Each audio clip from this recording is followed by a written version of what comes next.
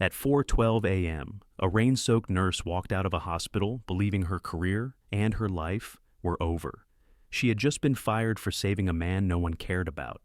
But before she reached the parking lot, black SUVs blocked the exit. Men trained to end wars stepped into the light. They weren't there to arrest her. They were there to kneel. And standing beside her was a scarred German shepherd who knew this night would change everything. What happens next will make you believe in quiet miracles and second chances for the forgotten. Before we begin, tell me where you are watching from. Drop your country in the comments below. If you believe no child or animal should ever face fear alone, hit subscribe now and share this story with someone who needs hope. Seattle did not sleep. It merely waited. At 3:37 in the morning, rain slid down the glass towers like slow tears, blurring the city into a palette of gray and sodium-yellow streetlights. The harbor fog crept inland, wrapping the streets in damp silence, while the wind off Elliott Bay carried the sharp scent of salt, diesel, and cold metal. It was the kind of weather that settled into bones and refused to leave, the kind that made even the strong feel old. Inside Evergreen Harbor Medical Center, the night hummed with exhaustion. Margaret Hale stood alone at the nurse's station, her shoulders slightly hunched, hands resting on the counter, as if it were the only thing holding her upright. She was 56 years old, tall but softly built, with the posture of someone who had spent decades leaning over hospital beds. Her hair, once a deep chestnut, had faded into a disciplined silver brown, pulled into a low bun at the nape of her neck. Loose strands escaped anyway, curling from the humidity and clinging to her temples. Her skin was pale with faint freckles, marked by the fine lines of years spent under fluorescent lights rather than sunlight. Her eyes were what people noticed most, calm, gray-blue, observant. Eyes that had learned how to look at chaos without flinching. They called her Maggie. She had been a nurse for 32 years. Trauma, emergency, critical care. She had watched technology evolve, protocols multiply, and compassion slowly become something administrators spoke about but rarely practiced. Her scrubs were faded navy, the fabric worn thin at the knees and elbows, stained faintly with iodine, and something darker she hadn't yet bothered to scrub out. Her feet ached, her back throbbed, but she was still standing. That mattered. Behind her, a man lay unconscious in Trauma Room 3. He had been brought in an hour earlier by paramedics who said they'd found him collapsed near the docks, soaked through, shivering violently, barely responsive. No ID, no phone, clothes layered and mismatched, hands cracked from cold, beard tangled with rain and neglect. The chart said John Doe. The system always did. But Maggie had seen the signs immediately, the shallow breathing, the faint tremor in his hands, the smell beneath the grime. Not alcohol, not drugs, but something chemical, bitter. Organ failure creeping in like a tide. Septic shock. She had argued with the on-call resident, a young man barely old enough to rent a car, who kept glancing at the medication screen like it might bite him. "We need the military-grade broad spectrum," Maggie had said, her voice steady. "Now." "That's restricted," he'd replied. "We need authorization." "You don't have time," she'd told him. "He doesn't have time." The resident had hesitated. Maggie hadn't. The access code to the sealed cabinet still worked. She'd memorized it years ago, back when Evergreen still partnered quietly with federal emergency response units. She broke protocol with the same calm certainty she used to start an IV. The antibiotic had flowed into the man's veins, clear and expensive and life-saving. Now, standing at the nurse's station, Maggie stared at the rain streaking the windows and knew, without anyone telling her, that this was the shift that would cost her everything. A door opened behind her. Caleb Monroe stepped out of the administrative corridor, his shoes too clean for the hour, his tailored coat untouched by rain or blood. He was 34, lean, with carefully styled dark hair and a jawline sharp enough to cut glass. His skin held the polished tan of someone who vacationed well and worked indoors. He carried a tablet under one arm like a shield. "Maggie Hale," he said, as if reading her name for the first time. She turned slowly. "That's me." He smiled, thin and professional. "We need to talk." She nodded once. "I figured." They stood in the hallway beneath buzzing lights, the sounds of the ER muffled behind thick glass. Caleb's expression was not unkind. It was worse than that. It was practiced. You accessed restricted medication without clearance, he said. That triggered an automated audit, federal level. He would have died, Maggie replied. Caleb exhaled through his nose. That's not the point. She looked at him fully now. He avoided her eyes. I've seen people die for less than the price of that vial, she said quietly. I wasn't going to watch it happen again. Something flickered across Caleb's face. Annoyance or fear. You're suspended, he said, effective immediately, pending review. Maggie absorbed the words without visible reaction. 32 years reduced to a line item. When can I collect my things? She asked. Caleb blinked, clearly unprepared for the lack of protest. Security will escort you. Not necessary, she said. I know the way out. She handed over her badge at the desk. The plastic felt light in her palm. Lighter than it should have. Maggie walked through the staff corridor, past rooms she'd worked in for decades, past faces that looked away when they saw her. She didn't blame them. Hospitals were ecosystems built on quiet fear. At the end of the hallway, a glass door led to a small security office near the main entrance. Inside, a large dog lifted his head. Atlas rose slowly from the floor, stretching his long legs before padding toward her.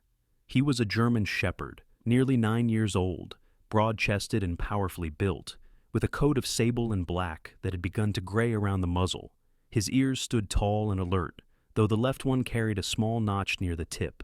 His eyes were deep amber, intelligent and watchful, carrying a weight that didn't belong to ordinary pets. He wore no vest tonight, just a simple collar. There you are, Maggie murmured. Atlas pressed his head gently against her thigh, tail wagging once, controlled, deliberate. He smelled faintly of rain and antiseptic. The security guard, an older woman named Linda with tired eyes and a thermos of coffee, looked up. Everything okay? Linda asked. Maggie managed a small smile. I'm clocking out early. Linda hesitated, then nodded. Take care of yourself. Atlas followed Maggie toward the sliding doors, moving with her as if tethered by an invisible line. Outside, the rain intensified, hammering the pavement, turning the parking lot into a mirror of broken lights. Maggie paused just inside the threshold, watching the city she had served all her life continue without her. She felt empty, but not regretful. Behind her, in Trauma Room 3, a heart monitor beeped steadily. Atlas sat beside her, solid and warm. Neither of them knew yet that this was not an ending, only the moment before the storm arrived. The rain had grown heavier by the time Maggie Hale stepped out of Evergreen Harbor Medical Center, as if Seattle itself had decided to test her resolve. It was just past 4 in the morning. The sky was still a solid sheet of charcoal, and the streetlights reflected off the wet asphalt in long, trembling lines. Traffic was non-existent. The city felt paused, holding its breath. Maggie adjusted the strap of her canvas shoulder bag and pulled her coat tighter around her tall, tired frame. Atlas walked close at her left side, matching her pace with the quiet discipline of a working dog who had never truly forgotten his training. Water darkened his sable coat, but he seemed not to notice. His ears flicked constantly, cataloging sounds Maggie could no longer hear. Distant engines, a slamming door somewhere down the block. The subtle rhythm of footsteps echoing too evenly to belong to chance. They had just reached the edge of the parking lot when Atlas stopped. Not abruptly, not fearfully. He simply froze, muscles tightening beneath his fur, his head lifting into the rain. A low sound vibrated in his chest, not quite a growl, more like a warning he was deciding whether to release. Atlas, Maggie murmured, following his gaze. Headlights cut through the rain at the far end of the lot. Not ambulance lights, not police. These were wide, powerful beams, white and deliberate, moving in coordinated arcs as 3 dark SUVs rolled in without urgency and without hesitation. They parked diagonally, engines idling, perfectly spaced, blocking the service entrance as if the positions had been rehearsed. Maggie felt something cold slide down her spine. Atlas stepped half a pace forward, placing himself subtly between her and the vehicles. His tail was still, his eyes fixed. The first door opened. A man stepped out, tall and broad-shouldered, moving with the economical precision of someone whose body had learned long ago not to waste effort. He wore dark civilian clothes, cargo pants, a weatherproof jacket, but the outline beneath the fabric told the truth. Armor, holster, purpose. Rain beaded on his short-cropped hair and traced the hard planes of his face. He looked to be in his early 40s, with a square jaw shadowed by rough stubble and a thin scar running from his right cheekbone toward his ear, half hidden unless the light caught it just right. His eyes swept the lot, assessing distances, exits, angles. Then he saw Maggie. The man stopped. Behind him, 6 others emerged from the vehicles, forming a loose arc without speaking. They were all built differently, one lean and sharp-featured, another massive with a shaved head and beard like iron filings. But they shared the same unmistakable presence. These were men who had learned how to be dangerous together, men who did not belong in hospitals or parking lots or any place that required permission. Atlas let out a single deep bark. The leader raised one hand, not toward a weapon, toward Atlas. "Easy, boy," he said. His voice was low, steady, carrying easily through the rain. "I see you." Atlas did not move. Maggie felt her pulse quicken. "Can I help you?" she called, keeping her tone neutral, professional.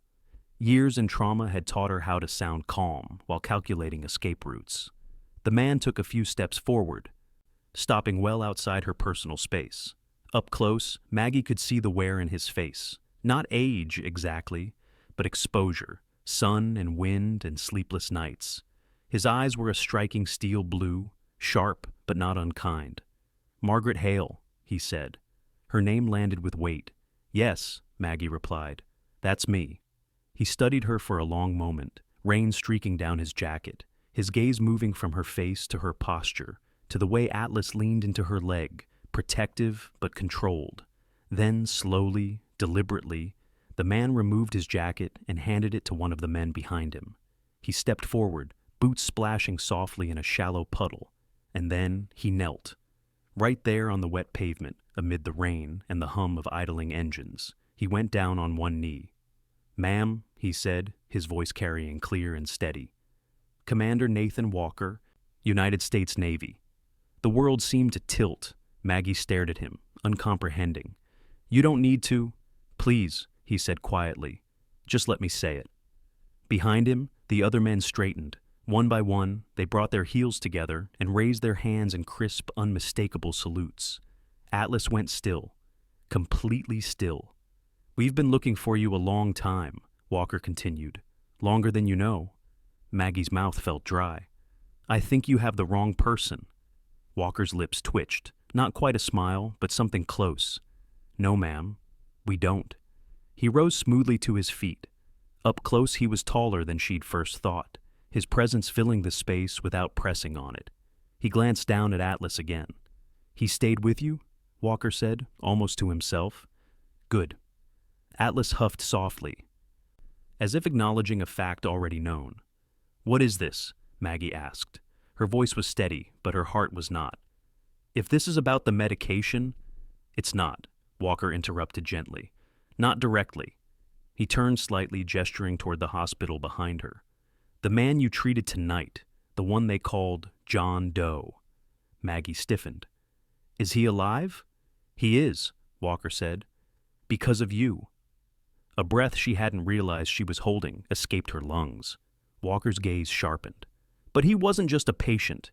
And what you did didn't just save a life. It set something in motion." One of the men behind him shifted. He was younger, mid-30s, with sandy hair and a narrow face marked by old acne scars. He scanned the perimeter constantly, hand never far from his jacket. Paranoia, Maggie realized, honed into instinct. "Commander," the younger man said quietly, "we should move this." Walker nodded once. Then he looked back at Maggie, his expression changing, softening just a fraction. "You were called Iron Grace," he said. The name struck her like a physical blow. Memory surged unbidden. Heat, dust, the metallic taste of blood, the sound of rotor blades screaming overhead. Hands pressed against a wound that would not stop bleeding. A young man's eyes, wide and terrified, fixing on her face as the world exploded around them. Maggie swayed. Atlas leaned harder into her leg, solid as a wall. "No," she whispered. "That was a long time ago." Walker's voice was quieter now. Not for us. Rain pattered against the pavement. Somewhere, a gull cried, lost and angry in the dark. We're not here to arrest you, Walker said, and we're not here to scare you. Though I'll admit, he added, glancing at Atlas, we probably failed on that second part. Despite herself, Maggie let out a short, humorless breath. What do you want? She asked. Walker held her gaze. To make sure you're not alone when the next part begins. As if summoned by his words, Atlas's ears flicked sharply. He turned his head toward the hospital entrance, teeth flashing briefly as his lip curled. Walker followed the movement. His posture shifted instantly, every line of his body tightening. Time's up, he said softly. Ma'am, with your permission, we need to get you somewhere safe. Maggie looked back at Evergreen Harbor Medical Center, its windows glowing warm and distant in the rain. She thought of the man in Trauma Room 3, of Caleb Monroe's polished smile, of the life she'd just been forced to leave behind. Then she looked at Atlas, at the men who had knelt in the rain. All right, she said, and somewhere deep inside her, a door she thought had closed forever began to open. The SUVs moved without sirens, slipping through Seattle's rain-slicked streets like shadows that had learned the city by heart. Maggie sat in the back seat of the lead vehicle, Atlas pressed against her leg, his steady warmth anchoring her as the hospital lights vanished behind sheets of rain. Commander Nathan Walker occupied the seat opposite her, his broad frame filling the space with a calm, coiled readiness. He watched the road ahead through the windshield, jaw set, one scarred cheek twitching faintly whenever the driver took a corner too sharply. They did not speak at first. The city thinned into industrial corridors and dark water, cranes looming like skeletal giants along the docks. When Walker finally turned toward her, his voice was low and deliberate, pitched so, only she could hear it. You deserve to know why we came, he said. But before I explain the present, there's something from the past we need to acknowledge. Maggie looked down at her hands. They were steady now, resting atop Atlas's head. The dog's amber eyes were half-lidded, but his ears tracked everything. You called me Iron Grace, she said quietly. No one's used that name in almost 20 years. Walker nodded. Fallujah, he said. 2006. The word cracked something open inside her. The rain on the window dissolved into dust. She remembered heat first, not warmth, but suffocation. The Iraqi sun pressed down on the field clinic like a weight meant to crush anyone foolish enough to linger. The air had smelled of diesel, sweat, and blood baked into canvas. Maggie had been 38 then, her hair still dark, her body stronger, her belief in systems not yet worn down to bone. She had been a volunteer nurse attached to a humanitarian convoy, stationed in a makeshift trauma tent on the edge of the city. They were supposed to be safe. Green zone, the briefing had said. She'd learned quickly that words like safe meant nothing once bullets started flying. The explosion had come without warning. A vehicle-borne IED tore through the street outside the compound, the blast wave snapping the tent poles like matchsticks. Men came in screaming, bleeding, carried by others who looked just as broken. The lone surgeon on site, a wiry British man named Oliver Keane, all sharp elbows and nerves, froze at the sight of the injuries. He had been competent in hospitals. War had undone him. Maggie hadn't frozen.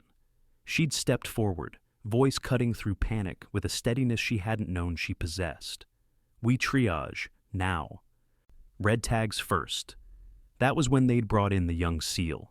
Nathan Walker had been 26 then, barely old enough to shave properly, though a stubborn line of dark stubble already framed his jaw. He'd been unconscious, blood soaking his uniform, chest rising unevenly. Shrapnel had torn through his left side, punctured a lung, and lodged close enough to his heart that every shallow breath threatened to finish the job. Keane had shaken his head. We can't operate here, he'd said, voice brittle. We don't have the equipment. Maggie had looked at Walker's face, at the way his brow furrowed even in unconsciousness, as if he were still fighting, and something in her had hardened. Yes, we can, she'd replied. She'd taken charge with a certainty that startled even herself. Instruments were laid out. Hands moved when she told them to. When the power flickered, she worked by headlamp. When the morphine ran low, she rationed it with a discipline learned from too many nights watching pain. At one point, when gunfire had crept close enough that bullets tore through the canvas walls, Maggie had dragged a Kevlar vest from a fallen soldier and draped it over Walker's chest. When another blast rocked the tent, she'd climbed onto the gurney and curled over him, using her own body as cover. It wasn't bravery, it was refusal. Refusal to let another person die because the world had decided he was expendable. By the time extraction arrived, Walker had a pulse again, weak but present. One of the operators, an older man with a graying beard and eyes too tired for his age, had looked at Maggie in awe. "Hell of a thing," he'd murmured. "Iron Grace." The name had stuck, whispered through units that never officially existed. The memory receded as the SUV slowed. Maggie realized she was crying only when Atlas nudged her hand insistently, a soft huff escaping his throat. Walker watched her with something like reverence. "You saved my life," he said. "You saved a lot of lives, but you paid for it." "I was sent home," Maggie said. "They said I violated protocol." Walker's mouth tightened. "They buried the incident, classified it, made sure your name disappeared from every report. For your protection, they said." "And you?" Maggie asked. "I woke up in Germany 6 weeks later," Walker said. "By the time I could stand, you were gone. I spent years trying to track you down. Every lead ended in nothing." The SUV turned into an underground garage and rolled to a stop. The doors opened onto concrete and harsh fluorescent light. The other vehicles followed, the men fanning out automatically, securing the space with quiet efficiency. "This is a safe house," Walker said as he stepped out. "Temporary." Inside, the air smelled of coffee and gun oil. Maggie was led into a small conference room where a man waited by a folding table covered in equipment. He was tall and wiry, late 40s, with prematurely white hair cropped close to his scalp and a pair of wire-rimmed glasses perched low on his nose. His posture was rigid, military even in civilian clothes, but his eyes were warm. "Dr. Samuel Cross," Walker said, "former Army intelligence, now our problem solver." Cross extended a hand. "Margaret Hale," he said, "I've read everything there is about you, which isn't much." That worried me. Maggie shook his hand, noting the calluses on his fingers. "You mentioned the man I treated," she said. "John Doe." Cross's expression darkened. "His name is Ethan Rowe," he said. "Deep cover asset. He was carrying evidence tying a private military contractor to a series of illegal operations. That evidence vanished sometime after he collapsed." Maggie's stomach dropped. "You think I—" "No," Walker said immediately. "We know you didn't." Cross slid a photo across the table. It showed Caleb Monroe exiting the hospital, phone to his ear, face tight with urgency. "He did," Cross said. "Or he thinks he knows who did." Maggie closed her eyes briefly. The pieces aligned with sickening clarity. Atlas growled softly, a sound that vibrated through the room. Walker crouched, meeting the dog's gaze. "Easy," he murmured. "We're still ahead." He looked back at Maggie. "But not by much. People like Monroe don't act alone. Whoever he's reporting to will move quickly." Maggie straightened. "Then tell me what you need from me?" Walker studied her, searching for hesitation. He found none. "For now," he said, "we need you to stay alive, and we need you ready." Ready, Maggie thought, as Atlas settled at her feet and the rain continued to pound the city above them. That she could do. The safe house did not feel safe once the rain began to change its rhythm. It came harder, sharper, drumming against the concrete above the underground garage with a persistence that felt deliberate, as though the city itself were tapping out a warning. Maggie sat at the narrow table in the conference room, hands wrapped around a chipped mug of coffee that had long since gone cold. Atlas lay at her feet, his long body stretched out but not relaxed, chest rising and falling in a slow, controlled cadence. Every few seconds, his ears twitched, catching sounds that never reached human attention. Commander Walker stood near the door, arms crossed, his broad shoulders casting a shadow against the cinder-block wall. The harsh overhead light emphasized the lines on his face, the scar on his cheek pulling slightly whenever his jaw tightened. He looked older here than he had in the rain, less myth, more man, but the authority in his posture remained absolute. Dr. Samuel Cross moved quietly along the far wall, checking a laptop connected to a small array of encrypted radios. He had removed his jacket, revealing a thin frame under a rumpled dress shirt, sleeves rolled to expose forearms marked with faint burn scars and old needle punctures. Souvenirs of a career spent too close to secrets. "We've got maybe an hour," Cross said, not looking up. His voice was calm, but his fingers moved faster than before. "Maybe less." Walker turned his head slightly. "What changed?" Cross tapped a key, bringing up a map of downtown Seattle dotted with blinking indicators. "Your friend Monroe didn't go home. He went to ground. And someone just activated 2 dormant assets within 3 blocks of this location." Maggie felt the word assets settle into her stomach like a stone. Atlas lifted his head and let out a low, unmistakable growl. Walker uncrossed his arms. "So much for temporary." Cross nodded. "We've been burned before. This feels familiar." "Helios?" Walker asked. Cross hesitated, then gave a thin smile that held no humor. "Same fingerprints, different gloves." Maggie set the mug down carefully. "If they're coming," she said, "then sitting here isn't helping anyone." Walker studied her, his eyes narrowing with something like reluctant admiration. "You always did get straight to the point." "I've had enough nights waiting for bad things to happen," she replied. "What's the plan?" Walker glanced at Cross, who nodded once. "We move," Walker said. "Now!" The garage came alive in practiced silence. Weapons were checked, jackets pulled on, engines primed. Maggie was guided into the back of a different SUV this time, smaller, less conspicuous. Atlas jumped in after her without being told, turning once before settling at her side, his body angled toward the rear hatch. As the vehicle rolled up the ramp and out into the rain-swept streets, Maggie watched the city slide past the window. Seattle looked different from below, stripped of daylight and illusion. Storefronts were dark. Alleys yawned open like mouths waiting to speak. She had lived here most of her life, but tonight it felt foreign, hostile. They did not make it far. The first sign was Atlas. He stiffened suddenly, head snapping up, a sharp bark tearing from his throat. "Contact," Walker said instantly, leaning forward. "Driver, evasive." The SUV swerved just as headlights flared behind them. Too close, too fast. A black sedan surged forward, clipping their rear bumper. Metal screamed. Maggie was thrown sideways, Atlas bracing himself with a powerful shove of his hind legs, his body pressing into hers to keep her upright. Another vehicle appeared ahead, blocking the lane. "They're boxing us!" the driver shouted. Walker's voice cut through the chaos. "Hard right! Alley!" The SUV skidded, tires shrieking, barely squeezing into a narrow service road lined with dumpsters and brick walls slick with rain. The pursuing sedan followed, relentless. "Not subtle," Cross muttered over the comms from the second vehicle. The alley ended abruptly at a locked gate. "Out!" Walker barked. "Now!" The SUV lurched to a stop. Doors flew open. Maggie barely had time to register the cold rain on her face before Walker had her arm, and Atlas was already moving, muscles coiled, teeth bared in a snarl that sounded almost feral. The gate exploded inward under a battering ram of metal. Gunfire cracked the air, sharp and deafening in the confined space.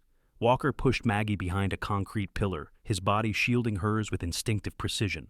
"Stay down," he ordered. Atlas did not. He surged forward as a man in dark tactical gear rounded the corner, his face hidden behind a mask. Atlas hit him mid-stride, a blur of muscle and teeth, slamming the man into the wall with bone-jarring force. The attacker screamed once before the sound was cut short, Atlas's jaws locking onto his forearm, wrenching the weapon away and sending it skidding across the wet ground. "Good boy," Walker growled, firing twice at another shadow, moving behind the gate. The exchange lasted less than a minute. When it ended, the alley was filled with the smell of cordite and rain, and something coppery Maggie knew too well. Atlas returned to her side, chest heaving, a thin line of blood on his muzzle, not his own. Walker crouched, checking him quickly. "You hurt?" Atlas shook his head once, then leaned briefly into Walker's hand, accepting the touch before pulling away, eyes already scanning again. Cross's voice crackled over the radio. "We've got incoming sirens, not ours." Walker grimaced. "We can't stay." They moved again, faster this time. abandoning the damaged SUV for a nondescript delivery van waiting at the far end of the block. Maggie climbed in, heart pounding, hands shaking now that the adrenaline was fading. Atlas followed, settling close, his flank pressed against her knee like a living anchor. As the van pulled away, Maggie caught a glimpse of the black sedan being swallowed by flashing blue lights at the intersection behind them. Someone else would clean that up. She turned to Walker, rain still dripping from her hair. "They weren't police," she said. "No," he replied. "They were sent to grab you, or eliminate you if that failed." Maggie swallowed. "Because of Ethan Rowe." Walker nodded. "And because of what he trusted you with." Cross leaned forward from the front seat. "Which means," he added, "this isn't just about keeping you safe anymore. It's about what you can do." Maggie looked down at Atlas, at the steady rise and fall of his chest, at the calm intelligence in his eyes. She thought of the tent in Fallujah, of the gate shattering, of the choice she'd made then and the one she'd just made now without hesitation. "All right," she said quietly. "Then we stop running." Walker met her gaze, something fierce and approving flickering there. "That's the iron grace I remember." The van disappeared into the wet arteries of the city, leaving behind broken concrete, unanswered questions, and the certainty that there was no turning back. The van did not stop until the city gave way to water. Seattle's streets narrowed, then unraveled into a stretch of industrial shoreline where warehouses squatted low and dark against the bay. Sodium lights flickered along the pier, their reflections shattering across black water churned by wind and rain. The air here smelled different: brine, rust, old rope, and something faintly electrical, as if the ocean itself were wired into the city's veins. The van rolled into an abandoned boathouse, and the engine died. For a moment, no one moved. Maggie sat still, her breath shallow, listening to the rain drum against corrugated metal. Atlas remained pressed against her leg, his body warm and solid, eyes alert but no longer wild. The violence of the alley had burned through him, leaving behind the focused calm of a dog who had completed a task and now waited for the next command. Commander Walker was the first to speak. "We're off the grid for a few hours," he said, opening his door. "This place won't hold forever, but it'll give us time." They stepped out into the cold. Inside, the boathouse was cavernous and dim, lit by a single hanging bulb that swayed slightly with the wind. Wooden beams creaked overhead, swollen from decades of moisture. A small table had been set up near the back, cluttered with laptops, power banks, and a portable medical kit. Dr. Cross was already there, sleeves rolled higher, glasses perched precariously as he typed. "We lost the tail after the intersection," Cross said without looking up. "But they know your patterns now. They'll adjust." Walker nodded. "So will we." Maggie leaned against a crate, suddenly aware of the ache settling deep into her bones. Atlas circled once before lying down at her feet, resting his chin on his paws, but keeping his eyes on the door. "You said Ethan Rowe trusted me with something," Maggie said. "I don't remember him giving me anything." Cross finally turned. Up close, his face looked more lined than she'd first noticed, the skin around his eyes etched with a kind of permanent fatigue. "That's because he didn't hand it to you," he said. "Not consciously." He reached into a padded case and pulled out a small evidence pouch. Inside was a folded piece of blood-stained gauze. Maggie's breath caught. "That was from the IV site," she said automatically. "He was bleeding more than he should have been." "And he insisted you be the one to dress it," Cross replied. Carefully he unfolded the gauze. A tiny black rectangle slipped free and landed softly on the table. A micro SD card. Maggie stared at it, her mind racing backward through the memory of that night, the man's grip on her wrist, the way his eyes had searched her face as if committing it to memory. She had thought it was fear. "He knew he was dying," she whispered. "Yes," Cross said, "and he knew exactly where he was." Walker stepped closer, his expression hard but controlled. "He chose you?" Maggie closed her eyes briefly. The weight of it pressed down on her chest, heavier than any physical injury. "What's on it?" Cross slid the card into a reader. Lines of encrypted data scrolled across the screen, too fast to follow. "Proof," he said, "of illegal arms transfers, black site funding, medical experimentation on contractors who outlived their usefulness. Helios didn't just steal money, they erased people. Maggie felt sick. These men, Cross continued, tapping the screen, they don't just kill threats, they dismantle systems, hospitals, aid networks, anyone who can save lives without asking permission. Her jaw tightened. That's why they wanted me isolated. Walker nodded. You don't break easily, but you were alone. They assumed fear would do the rest. Atlas lifted his head, releasing a low sound from deep in his chest, as if he understood the cruelty being described. A sudden cough cut through the room. All three turned. From behind a stack of crates, a man shifted, groaning softly as he tried, and failed, to sit up. Maggie was moving before anyone else reacted. Don't, she said sharply, kneeling beside him. You'll tear the sutures. The man was in his early 40s, lean but powerfully built, with dark hair plastered to his forehead by sweat. His face was drawn tight with pain, stubble shadowing a mouth that had forgotten how to smile. One arm was bound to his torso with a compression wrap, already darkening at the edges. Who is this? Maggie demanded, already assessing his breathing, his color, the slight tremor in his hand. Walker exhaled. This is Lucas Reed, he said, former Marine Force recon, one of ours. Lucas cracked one eye open, managing a crooked smirk. Nice to finally meet you, Iron Grace, he rasped. Maggie shot him a look. If you call me that again while bleeding internally, I'll sedate you just to prove a point. Despite the pain, Lucas laughed, a dry, wheezing sound that ended in a wince. She's mean, he muttered to Walker. I like her. Maggie peeled back the edge of the bandage. The wound beneath was ugly but controlled. A gunshot, high and lateral, missed the lung by inches. What happened? She asked. Helios courier team, Lucas said. We intercepted them an hour before you left the hospital. They didn't appreciate the attention. You should be in surgery, Maggie said flatly. Lucas's gaze flicked to Walker. Told him that. Walker shrugged. You were conscious and complaining. We took that as a good sign. Maggie glared at both of them, then turned back to her work. She moved with efficient precision, hands steady as she cleaned and redressed the wound, administered antibiotics, checked his vitals. Atlas crept closer, sniffing Lucas cautiously. Easy, big guy, Lucas murmured, extending his good hand. Atlas sniffed, then allowed a brief touch before stepping back. He's old K9, Walker explained. Doesn't trust easily. Smart dog, Lucas said. Smarter than most people I know.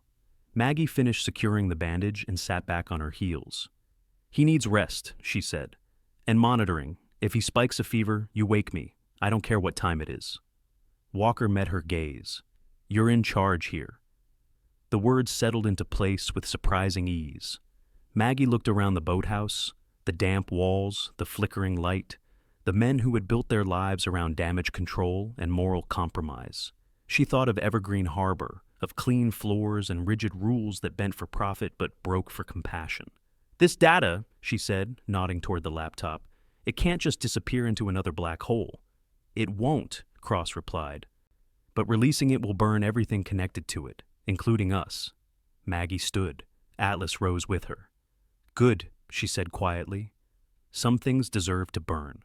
Walker watched her for a long moment, something like pride softening the hard lines of his face. We'll move at first light, he said, to somewhere they won't expect. Where? Maggie asked. Walker's mouth curved into a grim smile.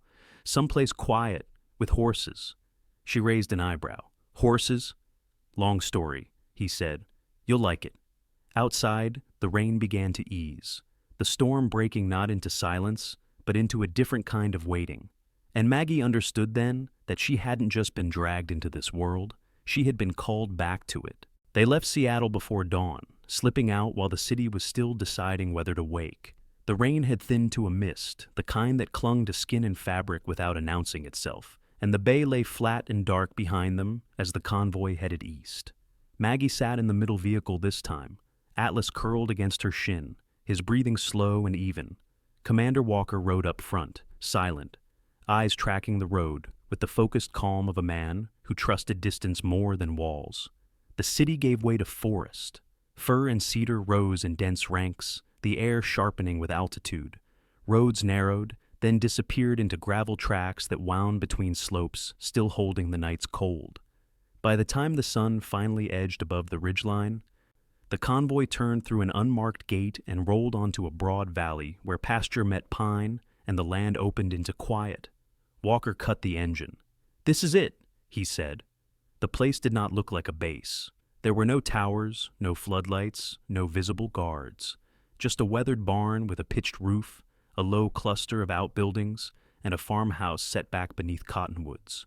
Horses grazed in a distant field, steam rising faintly from their backs as they lifted their heads to watch the newcomers. Maggie stepped out and drew a long breath. The air smelled of wet earth and hay, clean and grounding. Atlas hopped down beside her, shook himself once, then stood very still, reading the place the way he read people. His ears relaxed, his tail lowered. Approval, Maggie realized, settling into him like a decision. A woman emerged from the barn, wiping her hands on a rag. She was tall and broad-shouldered, with sun-browned skin and a braid of dark hair streaked with silver falling between her shoulder blades.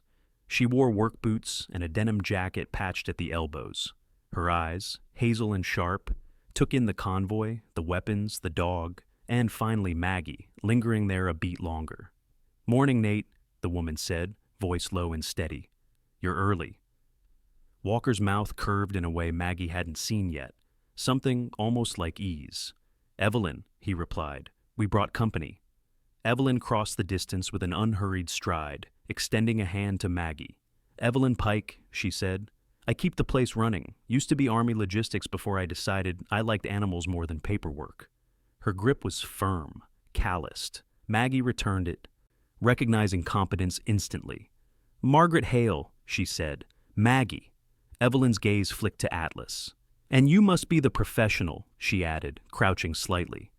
Atlas stepped forward, sniffed, then sat, posture proud but permissive. Evelyn smiled.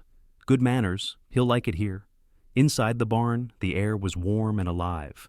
Stalls lined one side, each occupied by a horse that looked up with calm curiosity. One, a tall bay with a white blaze and intelligent eyes, shifted his weight and snorted softly. "That's Calder," Evelyn said, following Maggie's gaze. 12 years old, retired from mounted patrol, knows more about patience than most men I've met. Calder lowered his head as Maggie approached, breath warm against her palm when she touched his muzzle. She felt something in her chest loosen. "Medical room's through there," Evelyn said, nodding toward a side door. "We keep it stocked, but it's not a hospital."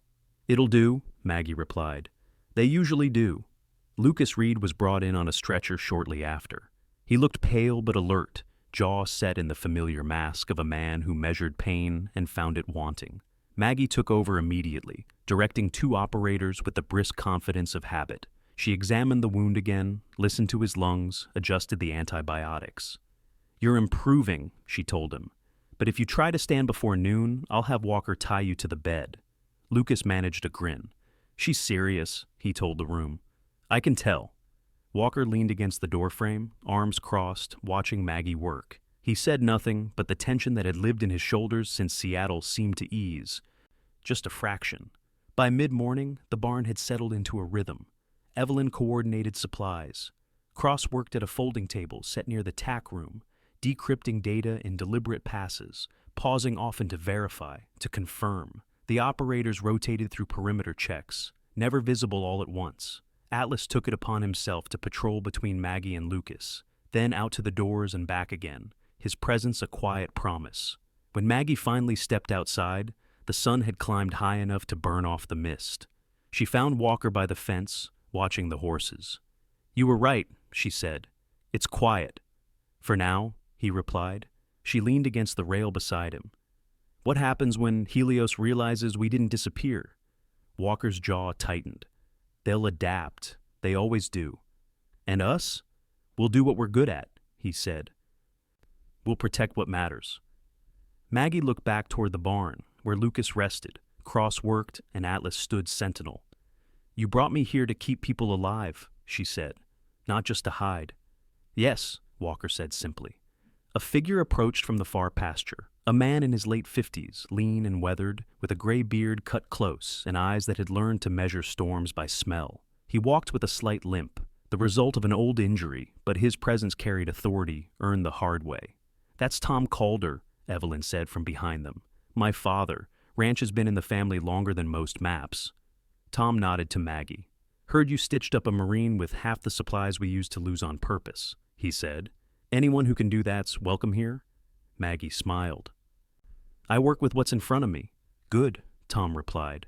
Out here, that's all anyone ever has. The afternoon passed without incident, but not without weight. Cross called them together near dusk, his expression grave but focused. The data's solid, he said. Enough to put Helios on trial in a dozen jurisdictions. But moving it will light us up. We don't move it yet, Walker said. We build redundancy. Maggie listened, understanding the shape of the problem, even if the language was new. Lives were still the currency. Timing was the weapon. As night fell, the valley settled into a hush, broken only by the soft sounds of animals and wind in the trees. Maggie sat on the farmhouse steps with Atlas at her side, the dog's head resting on her knee. She felt tired in a way that was honest, earned. You okay? Walker asked, stopping nearby. She considered the question, thought of Evergreen Harbor, of rules and corridors, of a life that had narrowed without her noticing, thought of the barn, the horses, the men who watched the dark so others could sleep. I am, she said. I think I finally am. Walker nodded. Tomorrow, we start planning the hard part. Maggie's hand rested on Atlas's head, fingers tracing the familiar lines of his skull. Then tomorrow, she said, I'll be ready. The land held its secrets, and for the first time in years, Maggie felt strong enough to keep them. Morning came gently to the valley, the kind of morning that made violence feel impossible.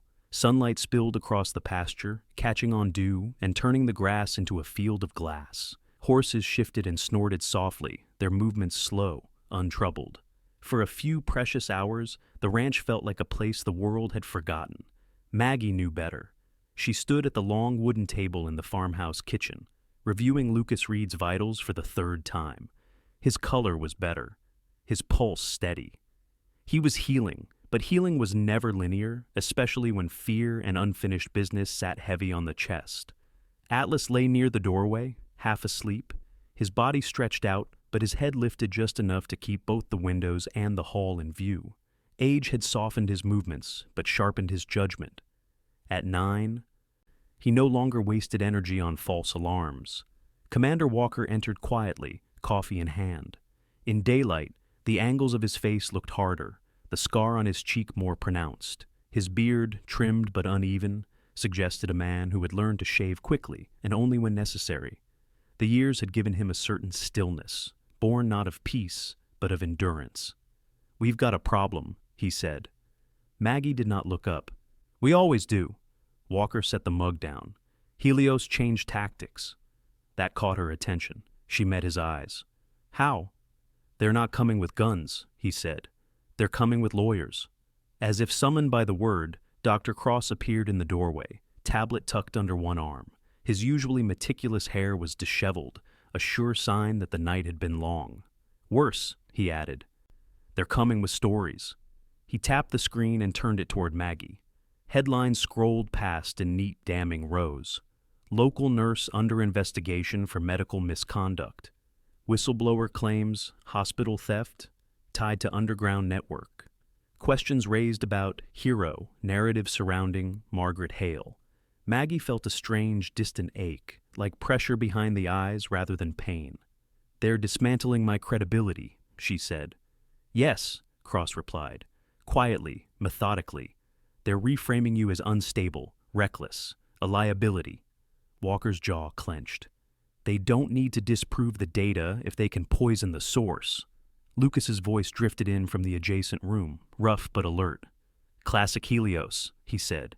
They don't kill you first. They make sure no one listens. Maggie stepped closer to the tablet, scanning the words. None of them were outright lies. That was the brilliance of it. She had accessed restricted medication. She had broken protocol. The truth, stripped of context, was easy to weaponize. Atlas rose and came to her side, pressing his shoulder into her leg. Maggie rested a hand on his back, grounding herself in the warmth of him. So what do we do? She asked. Cross hesitated. There's an option, he said. One I don't like. Walker glanced at him sharply. Say it. There's a Congressional Oversight Subcommittee meeting in 3 days, Cross said. Closed session, no press, no grandstanding. If we can get the data directly to them, Helios can't spin fast enough to stop it. Maggie frowned. And you need me there. Yes, Cross said. Alive, credible, willing to testify. Silence settled over the kitchen. Walker spoke carefully. That would put you squarely in the open. Maggie considered the thought, the weight of it. She had spent years working in the margins, saving lives quietly, without asking for recognition. The idea of standing under lights, of having her past dissected by people who had never seen a field hospital collapse under fire, made her stomach tighten. They'll come for us, Walker continued. Not with guns, with injunctions, with warrants, with smear campaigns. Lucas laughed softly. Hell of a battlefield. Maggie looked at him. His face was pale but animated now, eyes sharp. You knew this was coming, she said. Lucas nodded. Helios doesn't lose gracefully. They'll try to make this boring, complicated, unbelievable. Evelyn Pike appeared in the doorway, wiping grease from her hands. I heard, she said. And before anyone asks, yes, I'm in. I didn't leave the army to watch suits bury the truth. Maggie smiled faintly. I'm glad. Cross cleared his throat. There's another complication. Of course there was. They've frozen accounts connected to Evergreen Harbor, he said. They're pressuring the hospital to cooperate fully. That means records, footage, everything. Maggie stiffened. My patience. They won't touch them directly, Cross said.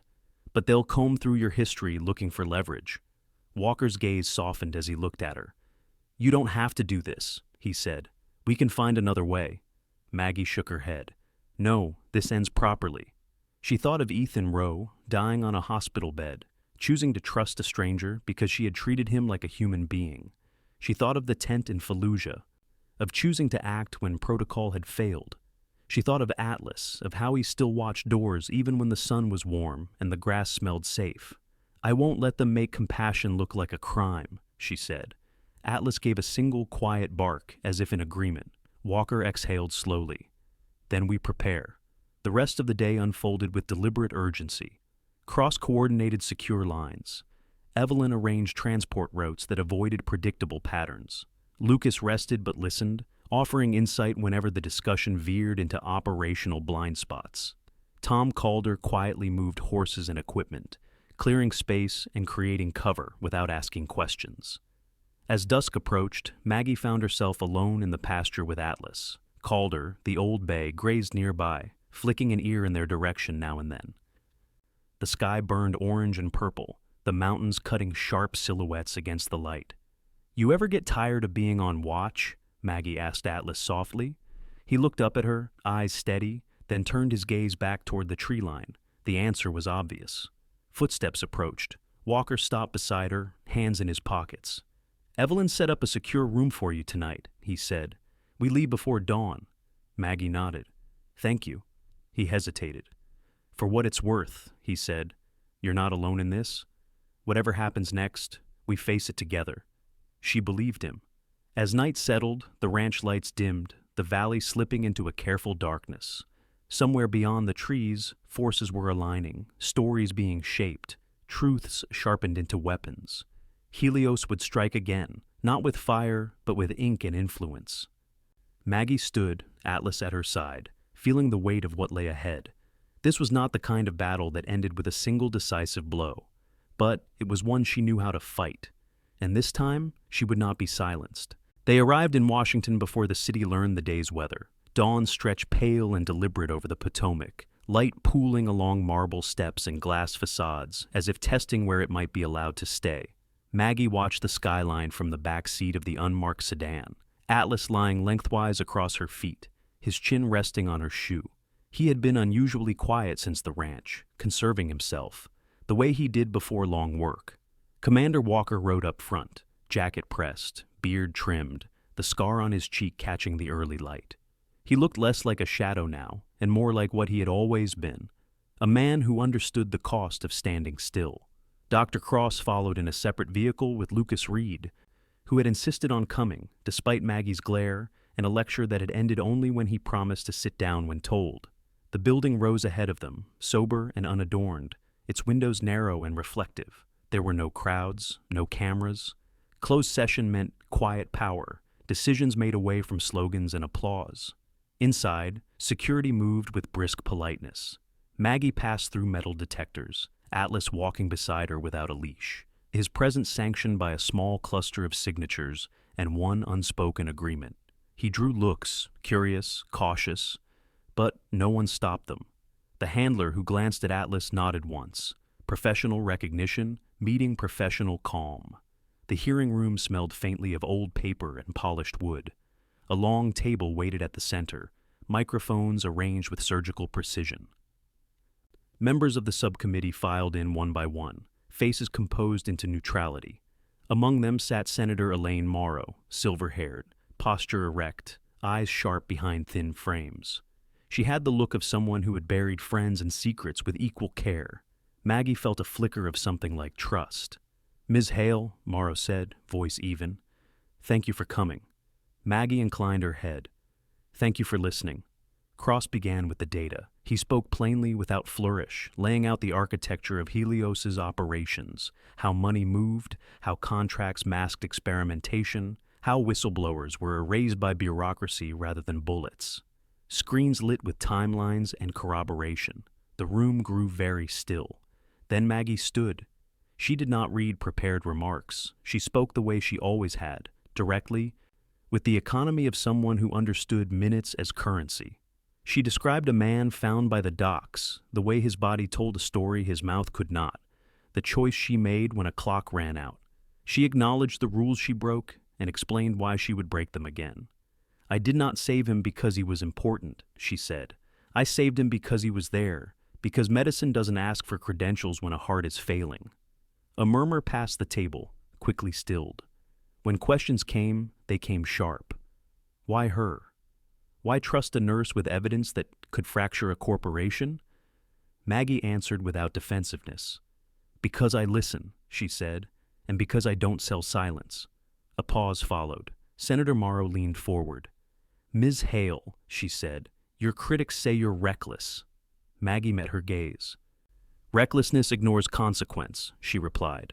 "I calculate it. I accept it." Atlas rose then, not abruptly, just enough to step forward and sit at her side, his back straight, eyes alert. He did not look at the senators. He looked at the doors. There was a stir in the corridor beyond the room, a raised voice, the scuff of shoes. Walker's hand moved fractionally, then stilled. The doors opened. A man in a tailored suit entered with a confidence that had not been invited. He was tall, late 40s, hair immaculate, beard sculpted to suggest rugged competence without risk. His eyes moved quickly, assessing, calculating. Two aides hovered behind him, nervous energy poorly disguised as purpose. "Apologies," the man said, smiling thinly. "I represent Helios Group. I believe my presence is warranted." Before anyone could respond, Atlas stood. He did not bark. He did not growl. He placed himself between Maggie and the man with the suit, body angled, eyes steady, the message unmistakable. "Stop." The room froze. Senator Mauro raised a hand. "Sir," she said, "this is a closed session." The man's smile tightened. "We have reason to believe—" "Sit down," Mauro said, her voice cutting. "Or leave." The man hesitated, eyes flicking to Atlas, then to the senators. He sat. The exchange was brief after that. Cross presented authentication. Lucas corroborated with dates and injuries. A junior counsel asked Maggie one last question. "If this proceeds," she said, "what do you want?" Maggie did not hesitate. "Protection for the people Helios tried to erase," she said, "and a system that remembers why it exists." The gavel came down softly. They left the building into a city that had fully awakened. The sun was bright now, unapologetic. Maggie exhaled, a breath she had been holding since Seattle. Atlas leaned into her leg, then stepped back, satisfied. Hours later, the announcement came, not public yet, but decisive. A federal investigation, asset freezes, injunctions. Helios's narrative collapsed under its own weight. They did not linger in Washington. The ranch welcomed them back with quiet acceptance. Horses lifted their heads, then returned to grazing. Evelyn met them at the gate, grease on her hands, relief unspoken but present. Tom Calder tipped his hat and said nothing at all. Lucas rested properly this time, color returning to his face. Cross slept for 12 uninterrupted hours. Walker stood at the fence at dusk, watching the light fade with something like gratitude. Maggie found her place naturally. She set up a clinic in the tack room, modest but efficient. Stocked with what mattered, word traveled quietly. A ranch hand with a crushed finger, a neighbor's child with asthma, a veteran who hadn't slept in weeks. She treated them all with the same calm focus. Atlas at her side, Calder sometimes nosing close as if to supervise. One evening, as the valley settled into gold, Walker approached her where she stood rinsing her hands. "You did it," he said. "We did," she corrected. He nodded. "The committee wants you as a consultant," he added. "Oversight, emergency response." Maggie smiled, tired and genuine. "I'll consider it." He hesitated, then extended a small velvet box. Inside lay a simple pin. No insignia, no rank. Just a compass rose. "For finding the way," he said. She closed the box and slipped it into her pocket. "I already did." Atlas trotted up then, tail swinging, eyes bright. Maggie knelt, pressing her forehead to his. He smelled of hay and sun and work well done. The horizon stretched wide and honest before them. For the first time in a long while, Maggie Hale did not feel like she was running. She felt like she was home. Sometimes miracles don't arrive with thunder or fire from the sky. Sometimes they arrive quietly, through a tired nurse who refuses to look away, through a loyal dog who stands watch, through a single choice to do what is right when it costs everything. If you believe in God, then you know this truth. He often works through ordinary hands, through compassion, through courage that feels small in the moment but changes lives forever.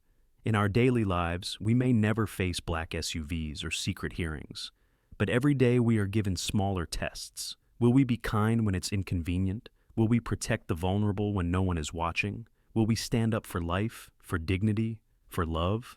If this story touched your heart, consider this your quiet reminder that your choices matter, and that no act of goodness is ever wasted in God's eyes. If you believe no child, no animal, and no forgotten soul should ever face fear alone, please share this story with someone who needs hope today. Leave a comment below and tell us what this story meant to you, or simply where you're watching from. And if you want more stories that restore faith in humanity, subscribe to the channel so we can walk this journey together. May God bless you, protect you, and surround you with peace. May He guide your hands when the world needs kindness, and may you always recognize the quiet miracles happening around you, even now. Thank you for being here.